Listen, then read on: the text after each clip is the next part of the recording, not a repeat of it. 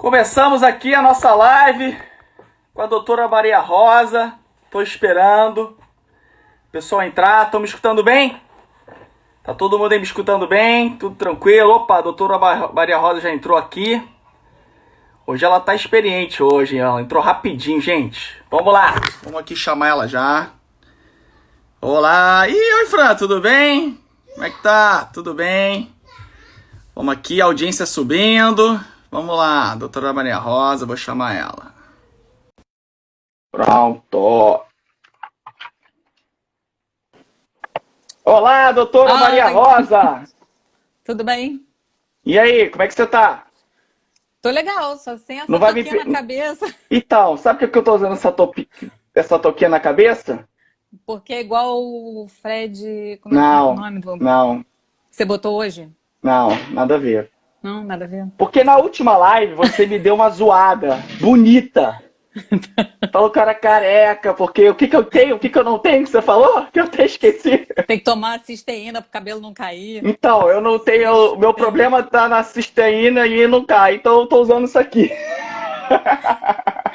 Viu? A live serviu pra alguma coisa, Tá aprendeu. vendo? Eu vou ter que tomar essa questão, eu vou ter que tomar isso aí pra gente melhorar essa queda de cabelo aí, não é verdade? Hein? Verdade.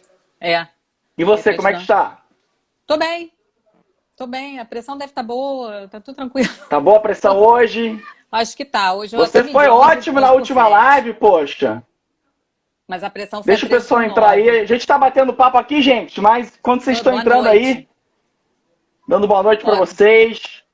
Oi, Paty. Gente, eu queria agradecer, antes de tudo, as perguntas de vocês, né? Perguntou Tem, bastante minha, coisa. sua. Tem muita pergunta. Obrigado, porque essas perguntas vão enriquecer muito essa live agora de responder essas inúmeras perguntas que vieram sobre abortamento, trombofilia, né? Então acho que vai ser uma live muito esclarecedora. Fala pro teu marido para não ficar me escutando. Fui eu. Ah, tá. Para não ficar dando retorno. Retorno, entendi? Entendeu? Para não ficar dando retorno ao eco.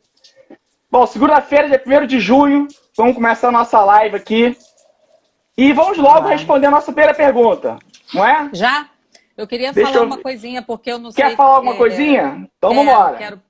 Porque ficou uma dúvida também em relação ao anterior, porque às vezes tem marido assistindo, né? Isso, vamos botar o relógio para despertar aí, eu chamar os maridos também. Chama lá. Botou relógio, botou alarme. Boa! Qual é a diferença entre trombofilia e trombose? Né? Então, trombofilia isso é muito importante, as pessoas acham que é a mesma coisa, né? Assim, eu tenho trombofilia, vou ter trombose. Não, trombofilia é só a propensão a ter trombose. É um risco que pode ser hereditário ou adquirido, como a gente falou na última live, né? Uhum. E quem tem trombofilia não necessariamente vai ter a trombose. Muitas vezes ela só acontece quando tem um fator de risco associado, né? Mas quem tem um parente de primeiro grau que tem trombofilia, é bom investigar. A gente vai responder isso aí nas perguntas também. Mas a trombose é a própria formação do trombo na circulação sanguínea. Então, trombofilia é o risco aumentado para ter esse aumento da coagulação. E a trombose é quando você coagula e obstrui o vaso sanguíneo. São duas coisas diferentes. Outra coisa que eu também queria destacar também, que a gente falou agora há pouco, né? Que trombofilia não causa infertilidade, gente. Exatamente. Tá? A infertilidade é quando o casal não consegue engravidar. Depois de um ano tentando, dependendo da idade, até 35 anos, um ano, 35 para cima, 6 meses. Então a trombofilia ela não é causa de infertilidade. Geralmente, o paciente que tem trombofilia, ele aborta. Só que é outra categoria. Uma coisa é você abortar, engravidar e abortar, não é verdade? Para você abortar, você tem que engravidar. Claro. Não é? E outra coisa é você não conseguir engravidar. Não é? O grande problema é que muitos pacientes, depois de aborto, às vezes têm dificuldade para engravidar. Já pegou gente assim? Já. E realmente a chance depois do primeiro aborto aumenta, né? Do segundo, terceiro. E é importante investigar a causa justamente porque a causa pode ser recorrente, e aí, e se for alguma coisa tratável, a gente tem como controlar, né? Tanto da minha área, quanto da sua, quanto da imunologia, da reumato. Tem muita causa aí que a gente consegue contornar, né? Exatamente. Tem Por inclusive exemplo, aborto recorrente genético, que você vai conversar numa outra live aí quinta-feira. Tá? e já deu spoiler já, né? Já falou do... Por exemplo, o, o aborto de repetição causa infertilidade, como, por exemplo, imagine que a paciente tem 3, 4 abortos e faz curetagem, não é verdade? Sim. E aí aquilo ali pode causar uma fibrose uterina no colo, e ela tem que tratar isso. Ou então ela tem um aborto infeccionado. E ela tem que tratar essa endometrite que surge nesse endométrio, uma série de coisas que pode provocar abortamento. E aí, às vezes, esses abortos não tratados, infeccionados, podem acometer outros órgãos, como a trompa. Isso, e aí a causa hidrossalpinge doença inflamatória pélvica, causa hidrossalpinge, causa uma série de coisas e causa o abortamento. As cinéquias também. Cinéquias também podem acontecer não é? depois de um procedimento, né? Exatamente. Fica aqueles septos no útero e aí não tem como implantar. Né? Tem a síndrome de Ashman, que acontece por causa disso, desse múltiplos abortos, né? E aí você tem aí uma necrose do endométrio com uma N cinéquias. Eu já peguei 2 casos de pacientes que desenvolveram essa síndrome por causa disso e tiveram que fazer útero de substituição. Então essa questão de o aborto é normal e deixa abortar, gente, para com isso. Tudo tem que ser sob supervisão médica e cada aborto, depois de cada aborto, tem que ser investigado se ficou restos ovulares ali. Que é perigoso também. Tem que fazer uma videohisteroscopia para avaliar isso direitinho. Tem que avaliar uma série de coisas, porque eu já peguei inúmeros casos de pacientes que abortaram e ficou ali algum resto ovular. Mas foi um aborto natural, não foi nem curetagem ou a MIU, né, que é a aspiração intrauterina. Sim, às vezes naturalmente também fica. Então tem que avaliar isso também com exames pós para preparar você para a próxima gravidez. Não é verdade? É como isso a gente muito diz, importante. É uma série de causas, né? A gente fica a trombofilia lá num pedacinho dessas causas, mas tantas outras que têm que ser investigadas também. E que a gente fala, por isso que eu não trabalho sozinha, né? Você me ajuda bastante.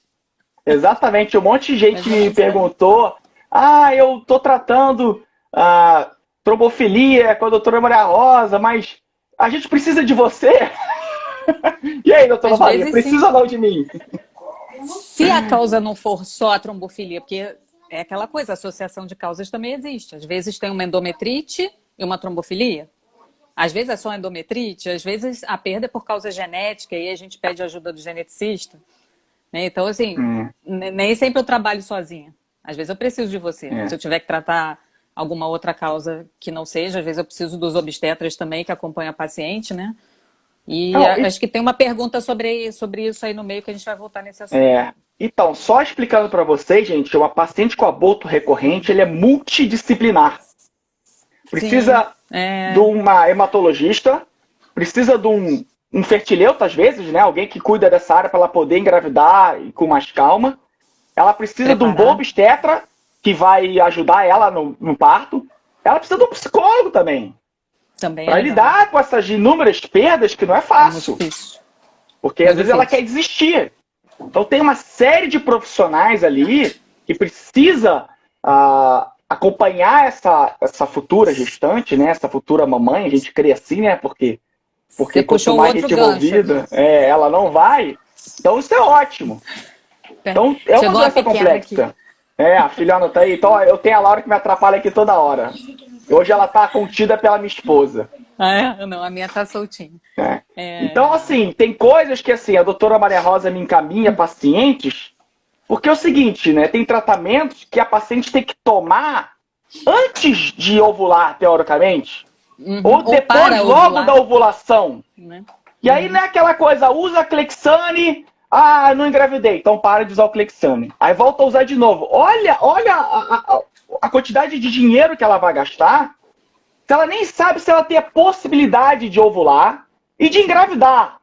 Então, o que eu faço muito, né? Quando você me manda algumas pacientes, né, que estão naquele questionamento, ou que, assim, não tem muita causa de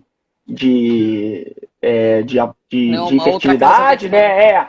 a gente faz o seguinte, a gente prepara a paciente para o coito programado, a gente dá um indutor, avalia quando ela vai ovular, ela tem um coito, né? Ela namora, e aí depois ela começa a usar os seus remédios, que aí a gente tem uma noção de que ela vai poder engravidar com o maior... Exato, com o momento. Semana passada, engravidou uma paciente minha com aborto recorrente e que eu preparei ela e no primeiro coito ela já engravidou. Tá feliz da vida. Você tá até assistindo a gente aí. Que e legal. ela tem de tudo para não abortar de novo. Que foi o preparado antes. Não é verdade? Sim, muitas vezes precisa também. Precisa de ajuda aí, né? Às vezes é que eu falo para elas, dependendo do tipo de trombofilia, às vezes não é a trombofilia que está dando o problema do aborto, né? Às vezes tem outras causas que a gente precisa investigar. Às vezes o período ovulatório não é aquele que a gente pensa que é. Eu tenho paciente que ovula no 18º dia do ciclo. Então a gente tenta fazer antes alguma terapia, ela perde um tempo e só vai ovular no 18º, né? E isso precisa ser avaliado, realmente. Aí eu preciso de um colega que faça essa outra parte também, né? Exatamente. Mas você entrou quando você falou no multidisciplinar, aí entra a alimentação também. Eu acho que nutricionista ajuda muito a gente nesse momento. Perguntaram muito síndrome de resistência insulínica, diabetes, né? E tudo esse processo inflamatório dessas doenças. Se você tem um controle melhor da glicose, da insulina, com a dieta também, é importante, né? Para vocês, inclusive. Né? Claro. Dieta, exercício. Então, a possibilidade de engravidar aumenta quando você está controlado de todos os aspectos clínicos, né? Claro, e quanto mais a gente se preparar para engravidar, melhor. Não é verdade? Melhor. E nós Sim. agora, nessa pandemia, estamos tendo uma oportunidade ímpar de nos preparar. Você que aí está esperando o seu embrião para transferir, né? Ou por acaso não está podendo engravidar nesse momento, você tem que aproveitar agora essa oportunidade para se preparar, para quando abrir, você já está preparadinha. Porque senão você vai ao seu médico, ele vai falar assim, não, vai fazer mais isso, mais isso, aí vai demorar mais ainda. Tem orientado muita gente, assim, que às vezes a gente faz o exame prévio, a insulina está alta. Eu falo, olha, aproveita esses meses que a gente está aí na pandemia, até liberar de fazer a transferência e tudo, vai tentando fazer um exercício, vai pegar seu sol, busca uma alimentação melhor, que realmente, né, quando estiver pronta para fazer ou uma gravidez natural ou uma transferência, já vai estar tudo mais controlado, né? E eu vou só falar de um assunto, porque você vai falar na quinta-feira mais sobre essas falhas de implantação, que o pessoal pediu muito, mas vai ter uma live só para isso, né? Deixa eu fixar esse assunto aqui que eu esqueci. Vai, pode falar que eu vou fixar aqui, vai, fala. Em relação à trombofilia na falha de implantação, não tem muito consenso se a trombofilia realmente é a responsável pela dificuldade da anidação, né, que você me explicou hoje. Então, assim, a gente tem que estudar caso a caso. As pessoas perguntam muito assim, e o meu caso, se eu tenho MTHFR, se eu tenho isso, eu uso aquilo, depende tanto da história pessoal, da história familiar, que às vezes fica difícil a gente responder. Algumas perguntas aqui vão ficar bem difíceis. E é o que a gente também falou na outra live, às vezes uma determinada trombofilia não está implicada no abortamento recorrente, mas a pessoa já tentou tudo, a gente já investigou tudo e não achou outra causa. E como a gente falou, né, se aumenta a possibilidade de gravidez e se a gente diminui os abortamentos, por que não usar a medicação? Por que não usar a aspirina, por exemplo? E às vezes, por que não usar a enoxaparina também, né? Mas é individual. Exatamente. Eu acho que a gente pode começar a responder umas perguntas e aí a gente vai entrando no... achei legalzinho. A maioria das perguntas foi para você, então tô tranquilo. Então vamos. Vamos lá. Vamos lá. Ó. Fabiana Lopes perguntou: minha prima perdeu seu bebê com 28 semanas. Eu devo investigar se eu tenho trombofilia antes de engravidar? Vamos lá. Não sei se a prima é de primeiro grau ou não. Não sei se a prima detectou trombofilia. Se a prima investigou, tem uma trombofilia e a prima é de primeiro grau, aí sim a Fabiana tem que investigar também para se preparar para a gestação dela. Tá? Isso é trombofilia, assim. Se for primeiro grau, o risco é grande. Se não for, não. Até porque a prima pode ter perdido por outras causas, né? Como a gente falou, são tantas que você vai explicar aí, né? Não, eu acho que isso é muito importante, né? Porque se você tem uma irmã que sofre de aborto recorrente, gente, tem que pesquisar. Não tem essa. Se a tua irmã tá abortando e você ainda não engravidou, antes de engravidar, faça uma pesquisa sobre aborto recorrente e trombofilia, porque está intrinsecamente ligado. Sim, Ou então mesmo sua pai, mesma mãe, mãe, ou a sua mãe ou a também teve mãe uma teve história. história, uma tia. Por isso que é importante a gente perguntar, e eu acho que muita gente esquece de perguntar isso, né? Principalmente os obstetras e os ginecos, né? Ah, você teve aborto na família? Gente, isso é muito importante perguntar. Olha, muitos obstetras, pelo menos conhecidos meus, perguntam, Que bom. perguntam. Acho que a gente está familiarizando mais com essa questão da trombofilia também, né? É, Seu pai, há quanto tempo seu pai pergunta e faz isso, essa investigação, né? é. Eu acho que, mas agora sim já está uma coisa mais abrangente, o pessoal já está mais difundida a trombofilia, né? Acho que estão prestando atenção mais, né? Não, Mas eu vamos sou meio lá. eu suspeito que eu comecei a trabalhar com trombofilia em 2008. Logo quando eu me Cara, formei, eu já comecei a gostar desse negócio por aí. causa do seu E pai, né? fazendo vacina e LP, né? A gente vai conversar sobre isso Ah, depois. também, ó, Sobre vacina. crossmatch, essas coisas. Crossmatch. Vai ter pergunta aqui. É. Outro, ó, eu tenho alergia à aspirina. O que pode usar no lugar? Em geral, nada. Porque geralmente quem tem alergia à aspirina tem alergia a outros antiagregantes também. O que já aconteceu com várias gestantes minhas é a gente encaminhar para o imunologista, e eu não sei se todos fazem isso, mas existe uma dessensibilização à aspirina. Eu não sei exatamente como se faz, mas imagino que sejam doses mínimas de aspirina que ele vai usando em forma crescente até a pessoa dessensibilizar, né? E aí a gente poderia usar aspirina. Já tive vários casos, mas em geral nenhum antiagregante tem a função igual da aspirina, que também funciona como anti-inflamatória. A gente já conversou também um pouquinho disso, né? Então, assim, alérgica à aspirina. Procura o imunologista tentar dessensibilização para poder utilizar. Porque se for SAF, o protocolo é enoxaparina mais aspirina. E a aspirina é tão importante quanto a enoxaparina, né? Então, eu vou te fazer uma pergunta em cima dessa, Então vamos. tá? Vai perguntando. Quando que Que a tem que gente usar só a enoxaparina? Quando tem que só usar a aspirina? E quando tem que usar os dois? Pronto. Difícil. Chuta essa bola aí. Difícil. A maioria das trombofilias só precisaria da enoxaparina. Algumas que têm envolvimento com trombose arterial, a gente usa aspirina também. SAF é uma delas. MTHFR é controverso, mas se for 677 homozigoto com aumento de homocisteína, ele pode dar trombose arterial e venosa, a gente usa aspirina também. E algumas pacientes com MTHFR, como hoje, eu atendi uma menina que está aí assistindo a gente, a Flávia, que tem MTHFR e que não usa enoxaparina. Então, assim, é acompanhamento, é caso a caso. Não adianta a gente querer fazer uma coisa universal, um tratamento universal.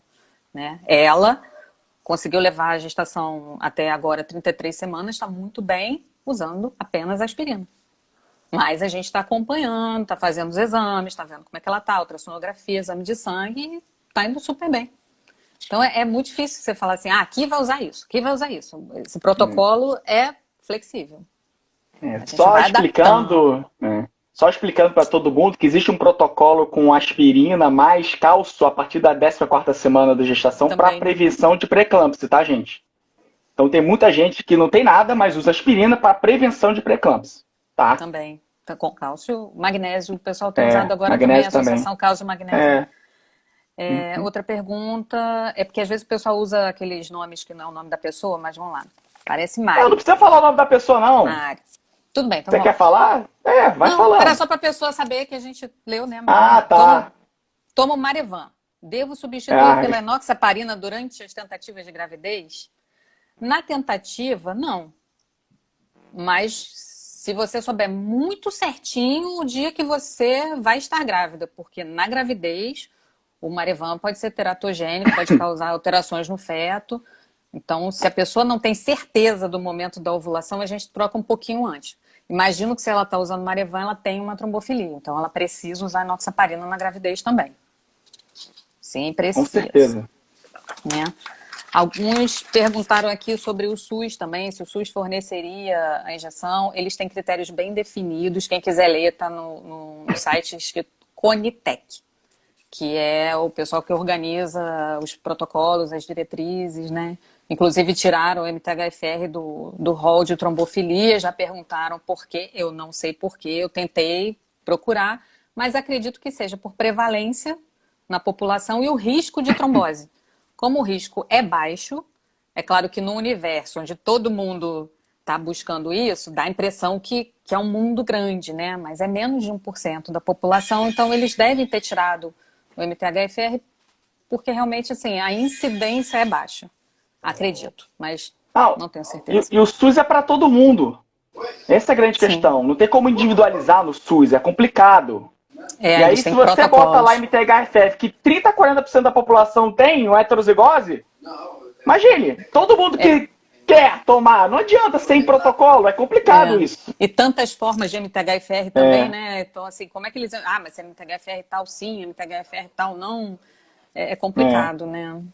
Aqui no Rio de Não sei. Janeiro, não sei de onde você é, mas aqui no Rio de Janeiro, a defensoria ela tem julgado causas a favor Uhum. quando tem um relatório médico bem explicado, claro, né, de fornecer pelo SUS a enoxaparina. Então isso Já existe, fiz é bastante. possível. Inclusive, além do SUS, tem inúmeros convênios também que autorizam, mas tem que ter relatório médico, tem que ter tudo. Semana passada eu dei um e autoriza sim, e se não autorizar, pode ir na justiça, porque eles têm que fornecer esse medicamento para vocês. Tô vendo as perguntas aqui. Vamos lá. É. Tem mais perguntas aí durante a live, né? Acho que Ah, essa vai live vai surgir ser um monte de live. pergunta. Vai ser Vai. igual o filme Rock. Rock 1, 2, 3, 4, 5, 6, 7. Oh, meu Deus, vai ter fogão para explodir nessa vida. É. Vamos lá. Primeira gestação, bebê sem batimentos com 40 semanas. Pode ser trombofilia? Poder pode. Teria que investigar as causas, né? Mas com certeza, 40 semanas sem batimento, eu não deixaria de investigar. Principalmente as trombofilias que acometem mais o final da gestação, que são aquelas que a gente também já falou, mais sérias, né? O fator 5 de Leiden, a mutação da protrombina e a deficiência da antitrombina. E a SAF, que é extremamente perigosa, né? Imprevisível.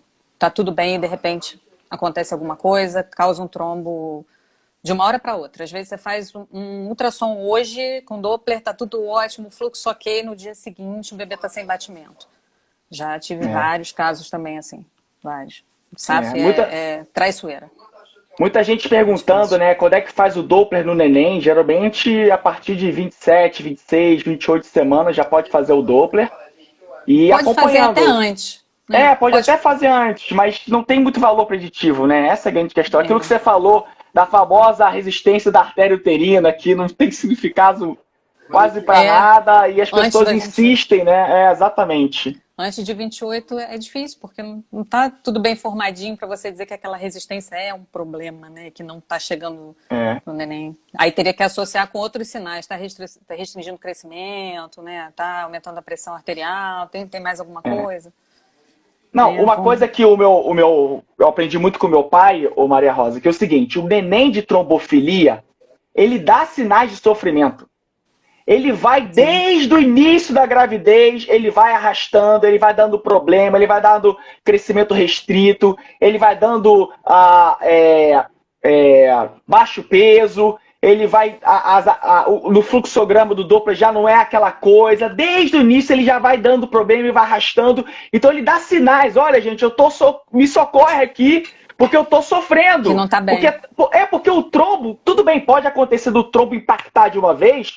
Sim, mas geralmente a trombose provocada É pela mais lento. trombofilia é uma coisa lenta, é uma coisa. Vai devagarzinho, devagarzinho, vai devagarzinho, até que, pum, aí ninguém viu, morre. É, Então, você que tem também. trombofilia, e o neném, ou você que não tem, o neném morreu de repente, aconteceu comigo, não é? Não foi Sim, trombofilia, foi uma infecção que a minha esposa pegou. Então, não ache que meu neném morreu de repente e e eu foi tenho só a trombofilia. trombofilia. Às vezes não tem nada a ver. Mas quando é uma questão arrastada, desde o início, com sangramento, com baixo peso, com crescimento restrito, com uma série de resistência arterial, com Doppler, Descolamento. né, dando resistência. Gente, vai por mim. 90% de trombofilia. A gente estava falando do Doppler, né? Se o ultrassonografista tem um aparelho assim muito bom, e tem um pessoal muito bom aqui no Rio de Janeiro também, com 12 semanas, às vezes você já vê alguns sinais também de que não está indo bem, né? Que o É, no fluxo ducto está um pouco venoso. resistente, É. ducto venoso.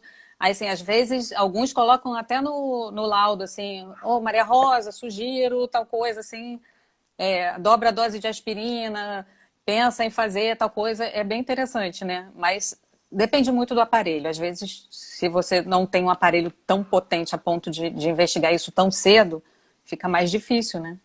Vou fazer Mas se propaganda tiver, fazer propaganda da minha esposa, que sua apareceu a Bianca esposa, Salvato, sua ó. Que esposa excelente. Essa aí não deixa passar não, hein? Não é Não, porque eu é minha sei, esposa não, olha, mas ele é craque. eu não sabia que ela era sua esposa, porque todo mundo falava Bianca, Bianca, Bianca. E aí, até que um dia eu prestei atenção no carimbo, aí vi Bianca Salvato. Eu falei, ué, ela é esposa do Rodolfo.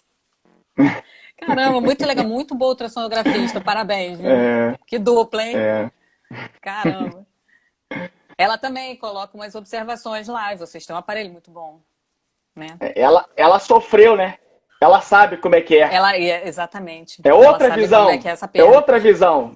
Por isso que a gente fala, Ela essas sabe. perdas de gravidez, a trombofilia é uma das causas, tem várias causas e todas têm que ser investigadas. Você vê, eu já tive também perdas que me mandaram para investigar a trombofilia, eram infecções também ascendentes, né?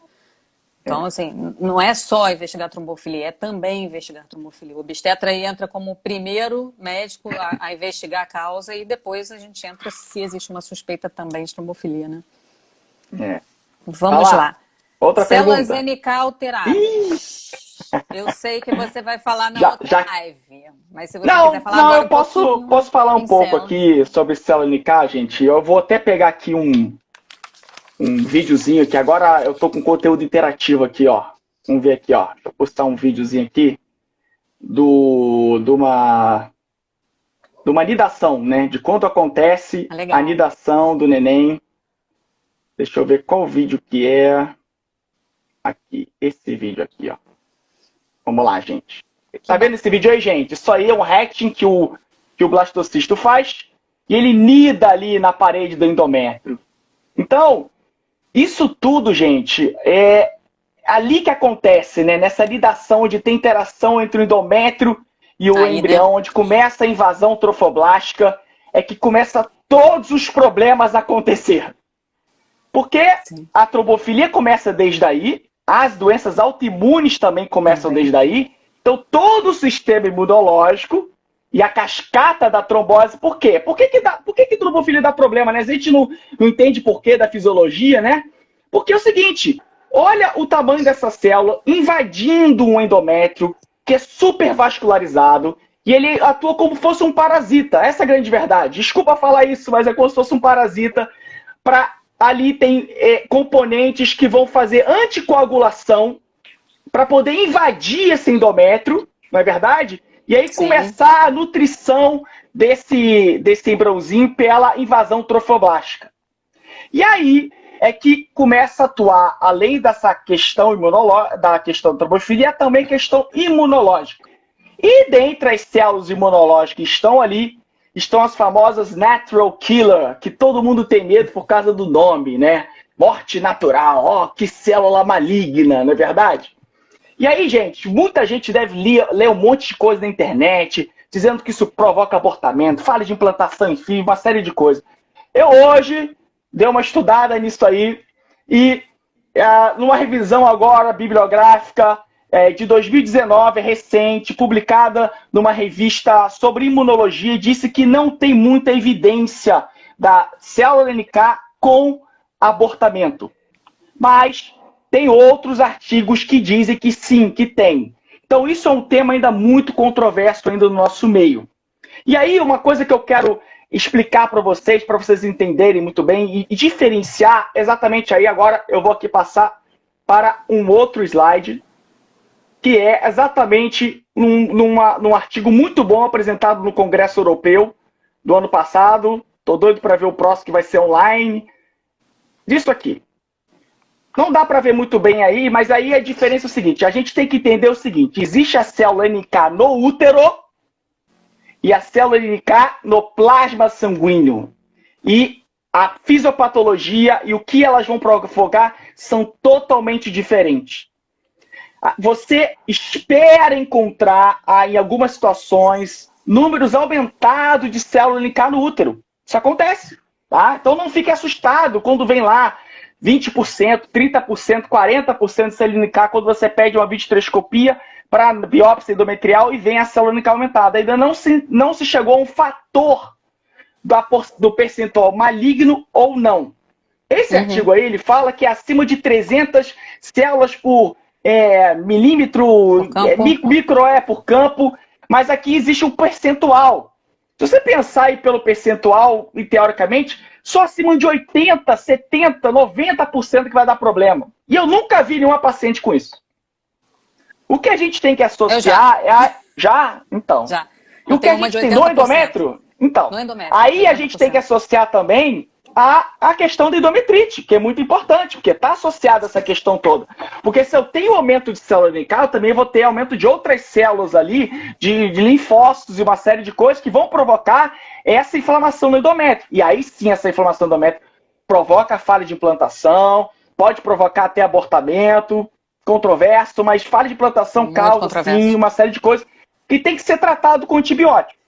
Agora, a célula NK no plasma sanguíneo que você pede no sangue, ela é totalmente diferente da célula NK do útero.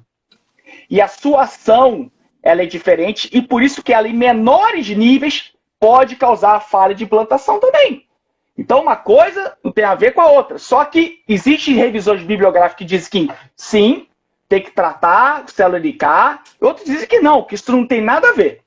E aí, como a gente estava falando, né, na nossa live passada, né, doutora Maria? Deixa eu ver se eu consigo ficar normal aqui.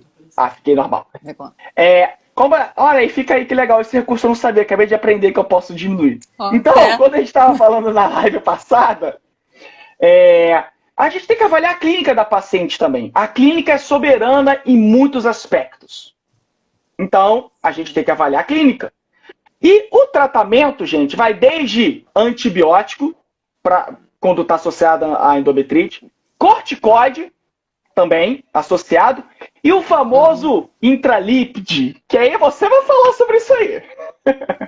Você falou que vai falar desses assuntos depois. Então, vou falar muito desses assuntos de falha de implantação na live de quinta-feira com o pessoal da Genomics, que é fera nisso. Bacana. Tá? Bacana. Aqui a doutora vai falar sobre o protocolo que ela faz. Não é? Quando é que você usa? Como é que você faz? Conta a sua experiência aí, doutora.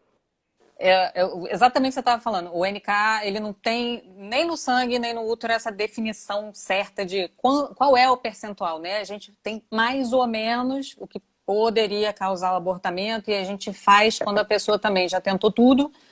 Eu tenho a minha primeira paciente até de intralípide, porque eu era meio contra a fazer, mas aí eu vi os colegas fazendo e dando resultado, eu falei, vou ver como é que isso funciona. Então, a minha primeira paciente, ela já tinha feito várias fertilizações, algumas no início sem usar medicamento nenhum, depois o médico que acompanhava com ela fez uma outra com aspirina, não deu certo, fez uma outra com aspirina e enoxaparina, não deu certo, começou esse assunto da NK, vamos estudar a NK, deu um pouquinho alterada, e ela falou, eu quero fazer esse intralípide. Ou lipofundinho, osmofilipide, ela queria fazer. Então, eu falei para ela, tratamento experimental.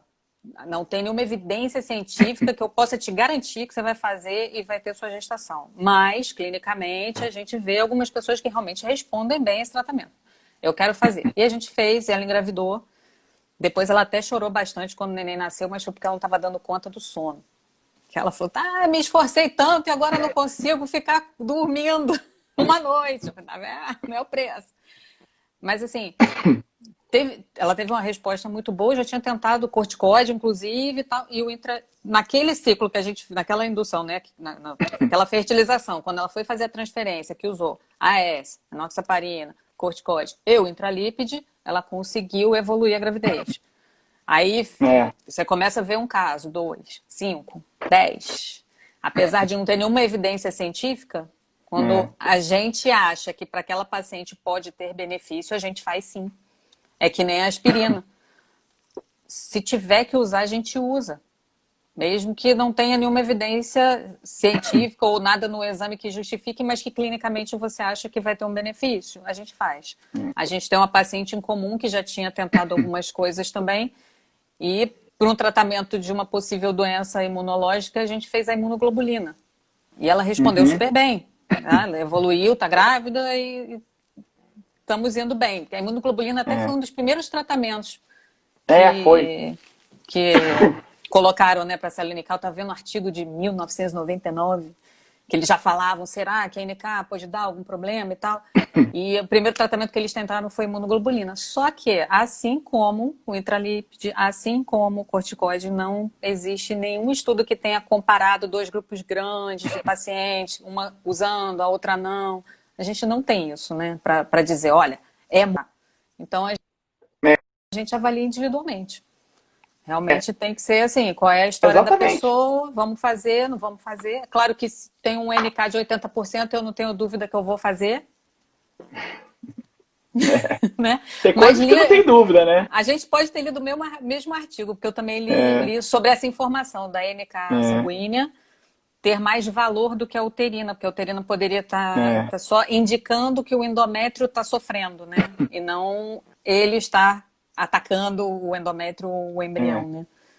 Bem Exatamente. interessante. A gente acabou não falando qual era o artigo, mas deve ter sido o mesmo. Eu digo o seguinte, se fosse natural love, ninguém ia se importar. Nossa, amor natural. Agora, como é o killer, aí todo mundo acha que essas células vão matar o neném. Gente, não tem muita evidência científica sobre isso, é muito controverso.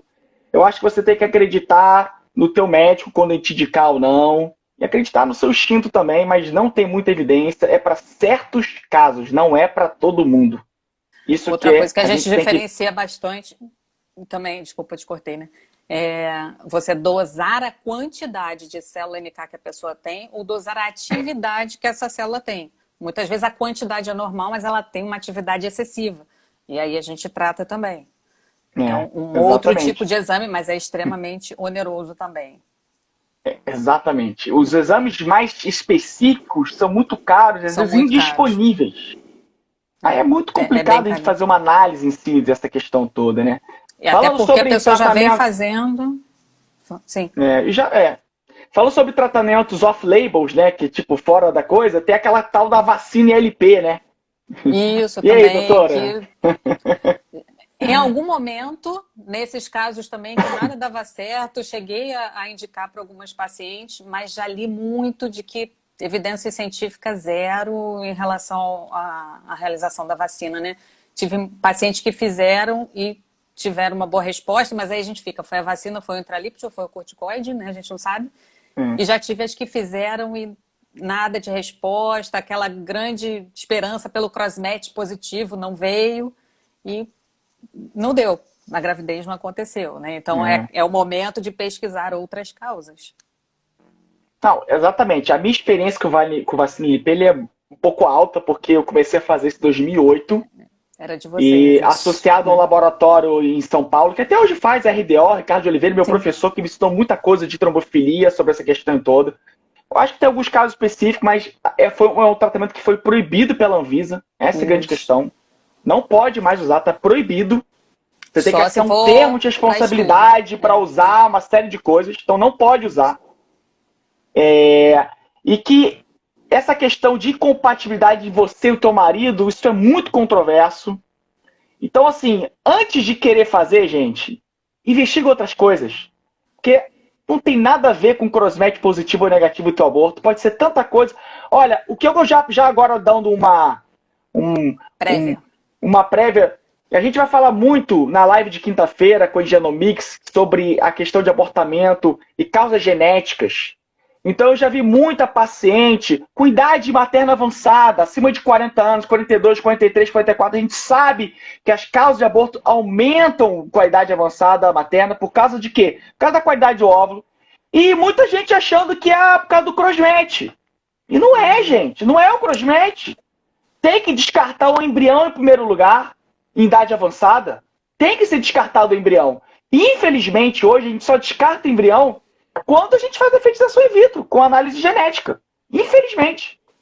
Agora, se você tem aborto recorrente com idade avançada, você já pesquisou por trombofilia, fez tudo nada, gente, por favor, pense na causa genética.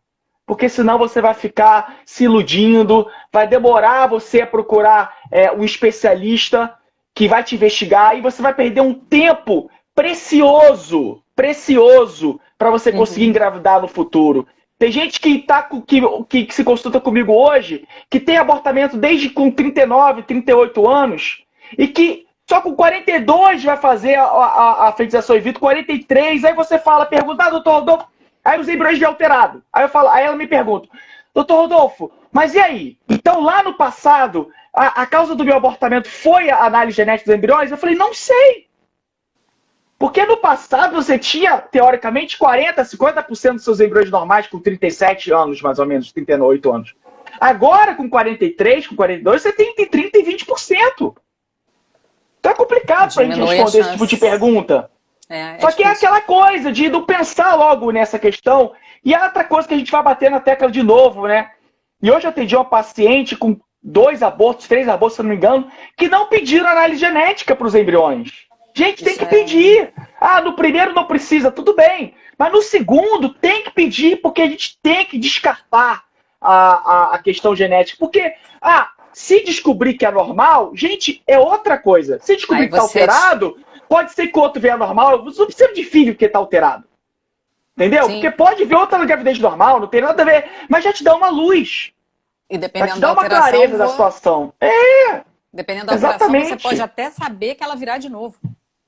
Exatamente. Também tem um paciente assim, que ela tinha uma alteração, que ela foi na geneticista, e a geneticista falou para ela, a chance de você engravidar de novo e ter esse mesmo problema no embrião é de 85%. Aí a decisão é sua. E muitas vezes elas partem até para ovo doação, que não é o assunto aqui, que eu já vi que você falou bastante também, né? Vamos voltar à pergunta aqui. Toca mais. Acontecer da ovulação acontecer antes do esperado e perder óvulos? Essa você não desculpa, eu cravou o seu áudio. Fala de novo. Na FIV, pode acontecer da ovulação acontecer antes do que você estava esperando e você perder óvulos por causa disso?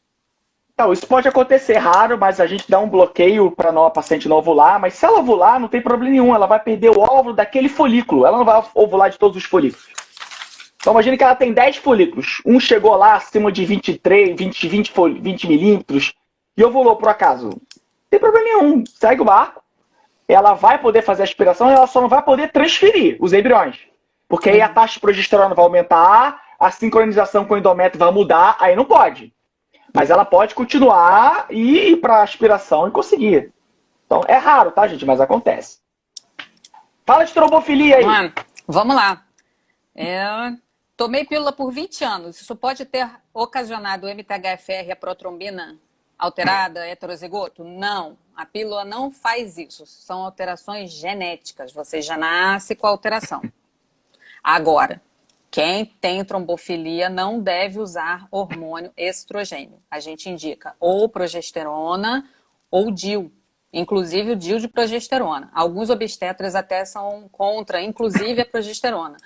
Mas, assim, a taxa de trombose relacionada à progesterona é extremamente baixa e a gente não sabe nem atribuir a isso, né? Porque existe tipos de progesterona. Tem progesterona que são mais trombolíticas do que a outra. É só usar a progesterona que é mais tranquila, que não causa tanto efeito trombolítico. Acabou.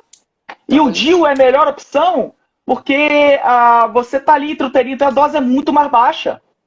Então o DIU é a melhor opção por causa disso. Eu gosto muito de DIU. Bastante. Inclusive o DIU de progesterona. Mas pode usar o de cobre, de prata. Tá? São as melhores opções para quem tem trombofilia. Então, depois que usa a pílula, o exame pode mudar? Não, ele não muda. Ele não muda. O que tem relação com estrogênio, que pode mudar e dar positivo ou negativo, são os exames de SAF. Eles podem sofrer interferência, realmente, o anticardiolipina, o beta-2, glicoproteína, pode sofrer interferência de medicamento. Aí volta aquele assunto, né? Aquele assunto que a gente conversou na outra live, né? Que o ideal é todo mundo, antes de tomar a pílula, fazer os exames da trombofilia. O ideal. Seria o mundo ideal, Mas o mundo perfeito. O consenso é que a gente não deve fazer. Eu acredito. É que a gente não deve fazer porque a porcentagem de pacientes é mínima, né? Em comparação à população geral, né? Claro, assim, mínima não. A gente tem várias pacientes, mas no contexto da população é uma parcela pequena. Então, eles acham que não vale o gasto. Eu acho que vida não tem preço, a gente já falou sobre isso, né? Mas vamos lá. Inclusive, essa é uma pergunta. Que exames devemos fazer durante o pré-natal de uma paciente trombofílica? Na verdade, se ela já sabe que é trombofílica, é uma conduta. Se ela não sabe, mas tem um familiar que teve trombofilia, teve abortamento, AVC antes dos 50 anos, infarto antes dos 50 anos, aí a gente pode começar até pelos exames de trombofilias mais graves, né? Que seriam o fator 5, a protrombina e a antitrombina 3 e a SAF. Mas não existe esse consenso, assim, na verdade, pré-natal, eles falam que a gente nem deveria investigar. Mas se tem uma história, se a própria pessoa teve uma trombose também, é mandatório investigar. Aí a gente tem... Vamos lá, tem uma pergunta aqui que eu ia jogar para você, porque é possível ter 3 gravidezes anembrionárias seguidas? Acho que sim, Olha, gravidez anembrionária, eu ia até perguntar pra gente tocar nesse assunto, né? É muito controverso essa questão da gravidez embrionária, né? Porque tem fator genético de embriões que tem alguma alteração genética e aí acaba que só aquela forma, só a trofectoderma, né, que invade, e aí você não tem a massa nuclear do blastocisto também se formando. Tem a ver com trombofilia também, porque, né, falta ali aquela nutrição, né, para aquele embrião, para o fluxo sanguíneo, uma série de coisas. Fato é que se você tem 2, 3 gestações anembrionárias, tem que ser investigado, gente. Tem que ser investigado, claro. Gestação anembrionária tem que ser investigado. Perguntaram muito sobre SAF, mas eu quero responder duas questões aqui de 2 pessoas. Uma que é uma paciente muito querida também, que eu acompanhei durante a gestação. E ela, no Instagram dela, ela fala bastante sobre essas questões. Quando a Maria Rosa fala muito querida, ela ama todas as pacientes, tá? Não fique com ciúmes. São todas. Todas são queridas. Porque tem umas que eu vejo tanto no Instagram falando sobre trombofilia, replicando isso para outras pessoas, né? Tenho várias que fazem isso, assim, mas a Anne, ela inclusive participou de um programa na TV, ficou famosa. Tô brincando. Ela participou mesmo, mas foi justamente para falar sobre perdas, ela é enfermeira. Mas vamos lá, ela fez algumas perguntas aqui. Antecipar o parto para 37 semanas evita surpresas?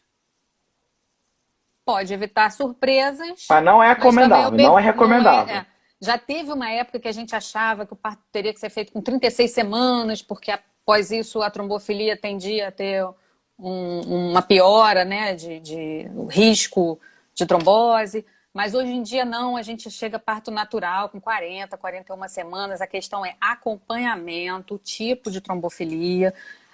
Eu geralmente estou muito junto com o obstetra também, assim, a gente vai conversando, vai avaliando, ele vai avaliando a parte ginecológica obstétrica e eu vou vendo a parte hematológica para a gente tentar chegar que o bebê tenha peso suficiente, esteja bem desenvolvido, né? Aquela outra coisa que você perguntou sobre recomendação, se faz cesárea ou parto normal, gente, não é contraindicação, né? Já perguntaram. Pois é, a gente falou, indicação obstétrica, né? Obstetra, paciente. Por que é importante usar enoxaparina 40 dias após o parto? Na verdade, eu falo 45, né? Porque é o período do puerpério, onde os hormônios ainda estão se acomodando, né? Você ainda tem uma bagunça hormonal muito grande. Então, é um risco de trombose que a gestante tem aí de puerpério também é importante. Então, quem está usando enoxaparina durante a gravidez, a gente estende no puerpério. E pode ir avaliando durante o puerpério também, dependendo do tipo de trombofilia, dá para parar um pouquinho antes, mas tem que ser avaliado. Dose de enoxaparina, 100 miligramas, qual o critério para aumentar a dose? Existe o critério peso, se você passa de 90 quilos, a dose profilática pode ser aumentada. E existe a combinação de trombofilias. Trombofilias mais graves, a gente não começa com 40, começa com dose aumentada. A gente falou isso na primeira live também, né? Da classificação de pontos que existia antigamente. Quanto mais pontos, quanto mais trombofilias, mais histórias de aborto, mais história pessoal, mais história obstétrica, somando pontinho, a dose já começava mais alta. Então, nem sempre a gente começa com 40, a não ser que tenha uma mutação mais tranquila ou apenas uma. Então, a dose que a gente fala de 1 miligrama por quilo não é dose profilática, é dose terapêutica. É quando a pessoa tem a trombose durante a gestação e a gente faz aquela dose alta, né? Divide 2 vezes ao dia e faz 1 miligrama por quilo. A minha anestesista me contou ontem que estava auxiliando um parto, né? Fez anestesia de uma paciente que quase morreu porque não sei quem estava dando 120 miligramas, 120 miligramas de enoxaparina para paciente diária. 120. Mas 120 mais 120? Será? Não, 120. 120? Em vez de usar 120. Já viu Às isso? vezes sem necessidade, né? 120. Alguém perguntou aqui se a dose alta poderia prejudicar. Durante a Claro. gestação, talvez não, a não ser o risco de sangramento, né? Poderia aumentar o risco de sangramento, mas tudo depende se você precisa uma do dose 120 muito ou se alta você está... pode provocar hemorragia fetal, principalmente a nível cerebral, tá, Exatamente. gente? E o neném nascer com problema de... exatamente. E o neném nascer com problema neurológico, né? Por neurológico. conta do sangramento, né? Exatamente. Mas isso a gente Então, vê muito, assim, às vezes, não é pra todo minha amiga mundo. fez 180, eu quero fazer também, 120. Já aconteceu em SAF.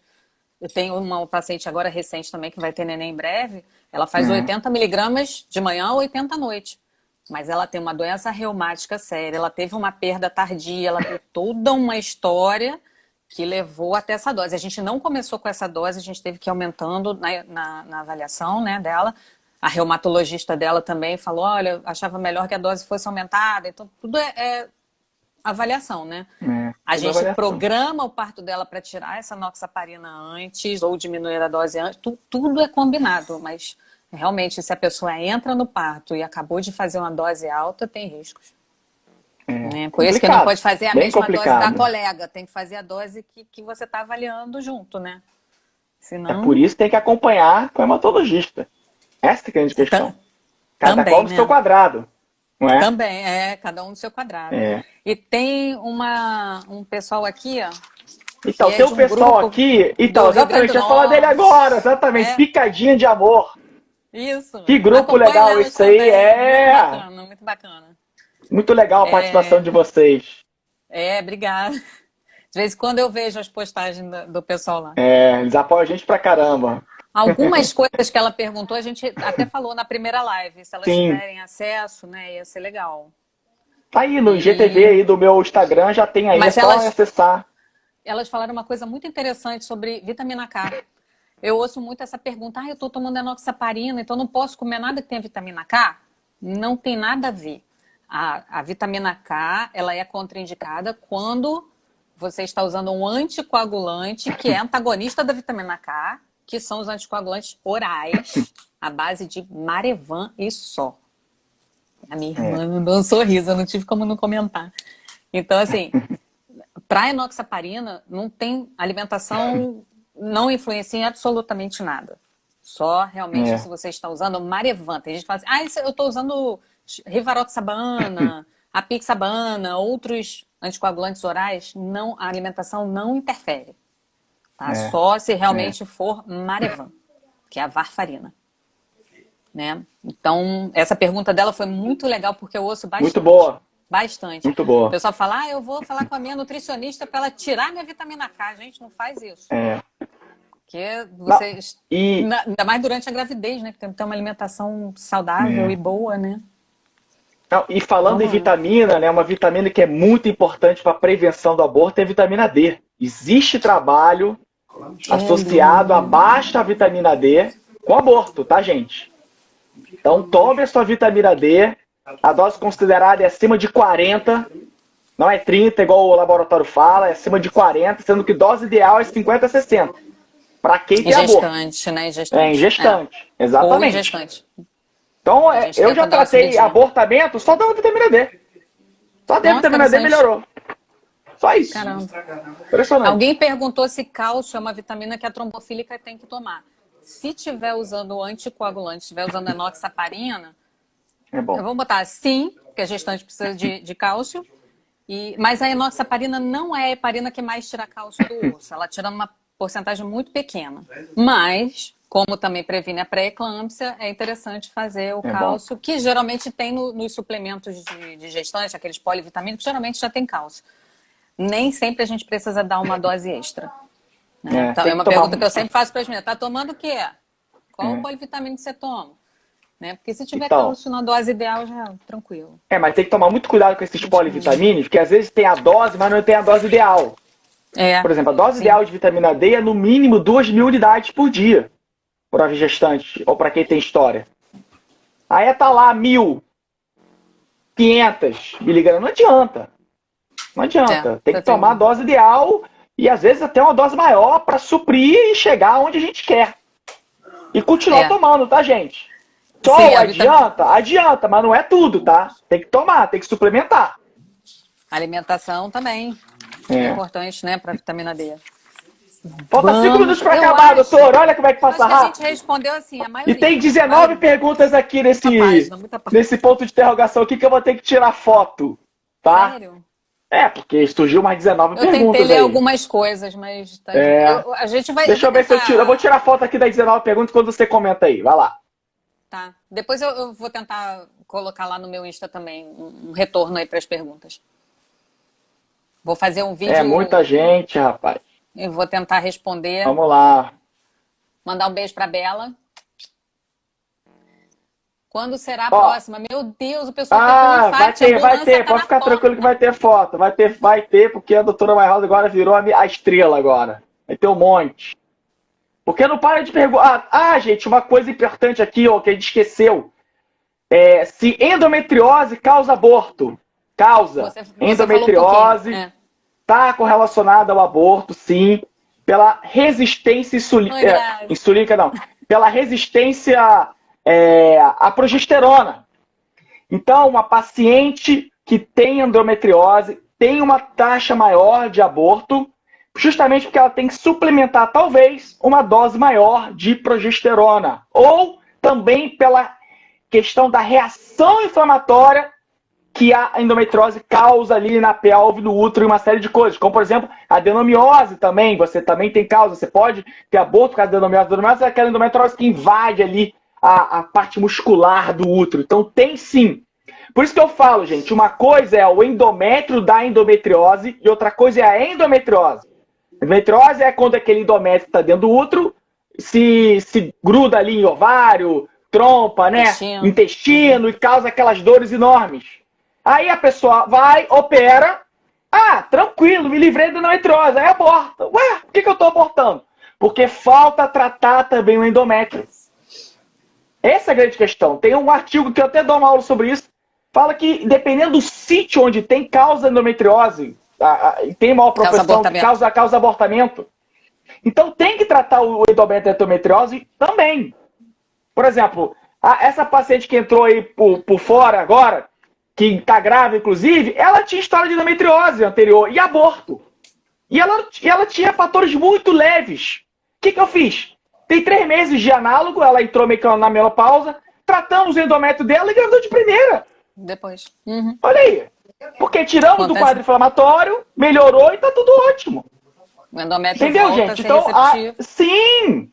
Então não adianta, assim, por isso que tem que ser acompanhado, né? Que a gente tá falando do timing, né? Tem que ter um timing. E quem vai dar o timing vai ser o médico o ginecologista, o fertilenta como eu, o médico de confiança, não precisa ser eu, não. Entendeu? Essa é a grande questão, né, Maria? Não precisa, mas pode ser, né? Não tem problema nenhum. Cara é bom. Estão pedindo para mandar beijo aqui minhas pacientes. Beijo para vocês todas. Gente, obrigado pela participação. Obrigado pela participação de todos vocês nessa live maravilhosa. Vai ter outras, fica tranquilas, que eu estou pegando no pé da doutora Maria Rosa e ela vai aparecer aqui muitas vezes aqui nesse meu Instagram. Fica tranquilo. E a gente vai respondendo as perguntas. Fazendo agora um convite para vocês que estão aqui. Quinta-feira vai ter lá a minha live com a Engenomics, que nós vamos falar sobre falha de implantação na questão do teste ERA, de análise genética, de endometrite, de microbiota uterina. Então vai ser uma live também incrível. Incrível. Não tão incrível como a companhia da doutora Maria Rosa, mas vai ser incrível também. Eu vou estar lá. Vou assistir. Que ótimo, também. Vai ser um prazer. Gente, 30 segundos para acabar a nossa live. Muito obrigado, boa noite. Obrigado, minha querida doutora, que eu amo de paixão. Obrigada, Rodolfo. Saudade de vocês. A doutora Maria Rosa está fazendo atendimento online, tá, gente? Tô Você mandando também, um monte de né? gente pra Você ela. também. Eu, online também, tá todo mundo atendendo. Hoje voltou. Então vamos que vamos e vamos ajudar aí a vocês a nunca mais abortar, se Deus quiser. E Deus é Amém. conosco, não é verdade? É verdade. Beijo pra vocês, Amém. gente. Obrigada Boa para noite. todos. Tá? Obrigada, Até Rodolfo. quinta. Até logo. Até. Beijo, querido. Tchau. Boa Tchau. noite. Boa noite.